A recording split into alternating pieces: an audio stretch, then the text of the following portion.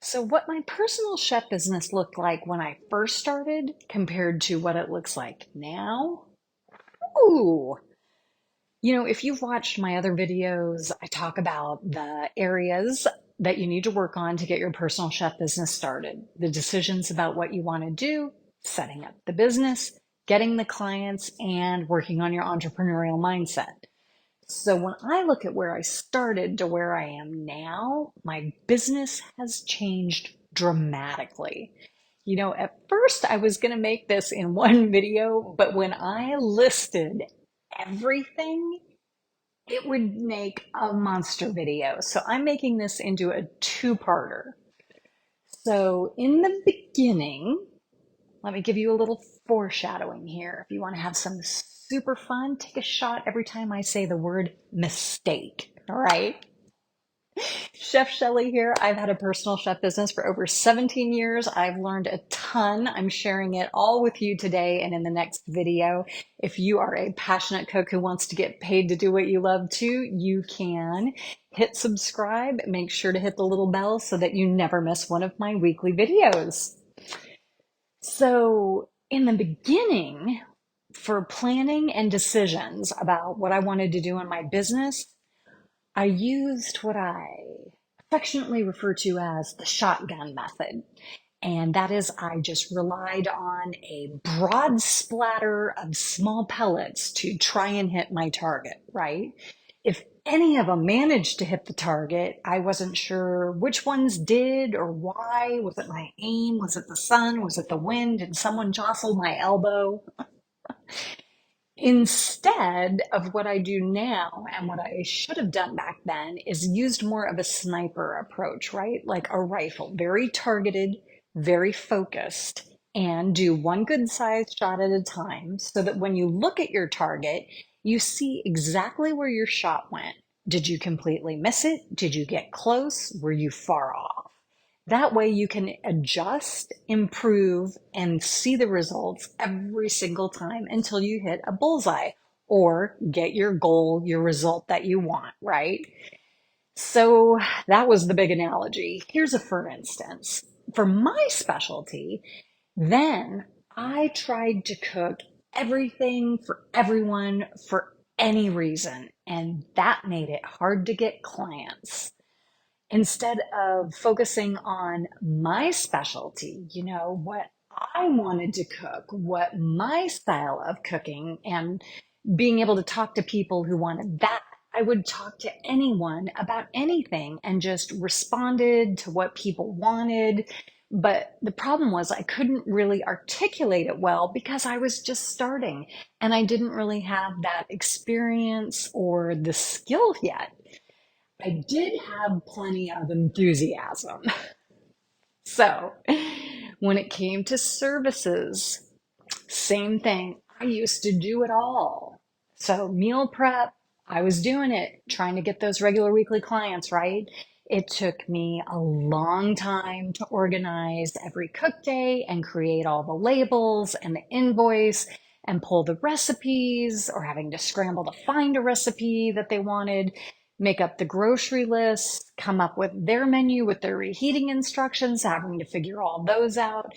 And I was so nervous and so worried about the actual cook day. So I would completely overplan and spend hours pouring all over this.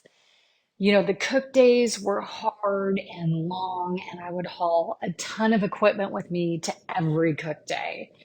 So there was a lot going on in the beginning. Then I was also doing catering. That was probably the worst. I was all over the place. I'd come up with elaborate menus for whatever the potential client wanted. I would spend way too much time planning and end up not making enough money. Like I did, this is a great example, a fondue party, and I had to buy like a dozen fondue pots that I never used again. I didn't have set menus and set pricing, so I had to recreate or even create a wheel every single time. Waste of time, waste of money. And again, I taught all sorts of different kinds of classes. Similar to catering, I did it all. When a client approached me, I'd create anything. I made big team building cooking events and cooking competitions and individual cooking lessons and demonstration style cooking classes and anything anybody would ask for, right? Now, you might just be starting out too, and you might be trying to offer all those things and not see the problem here. So be sure to watch next week's video where I dive into what I do in my business today, and you'll learn exactly what I do, how I do it, and why it works better. When it came to pricing, I made the mistake lots of people when they're starting a personal chef business. I priced way too low for personal chef services, aka meal prep services. And I also included groceries at the beginning, which is a huge mistake. When it came, though, to planning my business, I did make smart decisions there, thank God, about the setup. I was concerned about liability, of course, having a food business and being an entrepreneur, so having all the responsibility and liability. So I chose to set up an LLC. I got insurance specific for my business. I opened a business checking account. I did proper business bookkeeping, which luckily is super simple for a personal chef business. There's no inventory, no payroll, no property lease, so it's very easy, but you have to do it.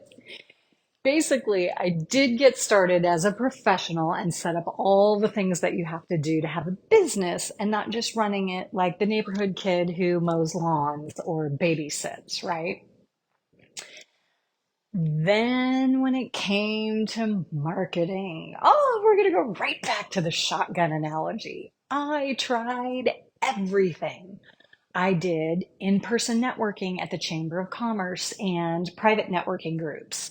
I passed out business cards. I put magnets on my car. I wore my chef's jacket everywhere. I tried paid advertising in direct mailers. I hand wrote letters to people in fancy neighborhoods. I sponsored ads on my kids' school things. I hired someone to do a website. I did cooking demos at the grocery store. I passed out samples at doctors' offices. I gave gift certificates to any charity fundraiser who asked me. That's just one dozen. That's just 12 different things I did out of dozens and dozens of things I did. And this kind of gets back to that shotgun approach. Instead of focusing on a few things and really getting better at them, I just splattered all over without any sort of a plan. Okay, that's not 100% true. I made a huge business plan that was very short on marketing, and it wasn't specific to a personal chef business. And then I never looked at it again. I didn't have written goals, just vague, I want to make money doing this, like full time money. I didn't have a number in my head beyond, at a certain point, I was charging $300 a cook day. So if I worked 5 days a week, that would be 72K. So I would get one client and then daydream about when I'm fully booked, I'm going to make this much money. My husband and I call it counting chickens, because if you've ever heard that term, counting your chickens before your eggs have hatched, yeah. So another big mistake was I didn't do any evaluation on the marketing about what worked or not even really tracking where clients were coming from. It just seems like at the time, they like trickled in from a bunch of random places, but that's because that's exactly how I was doing my marketing. It amazes me as I'm going through all this that I even had got to the point where I had a successful business. Because let's talk about the hardest part of being an entrepreneur and having your own business: mindset. I was confused about what to do. I didn't know what to work on at any given time. I procrastinated a lot because I was scared and because things are hard. I was floundering trying to figure it out by myself. I spent a ton of time on really unimportant things like tweaking my logo until it was perfect. because anyone's going to hire me because of the exact shade of whatever, right? Um, Doing things like that instead of taking the important actions that would actually result in clients. So if that's where you're at, or if you're doing any of those, I totally get it. I was totally there. I was unhappy with my personal chef business for a long time. I mean, I loved the cooking and the clients that I did have, but I couldn't get to the level of business that I wanted. And I didn't know what was wrong or how to fix it. I just kept working the same way with the same sporadic attention and the same sporadic work and the random acts of marketing. And that's exactly the type of business I had.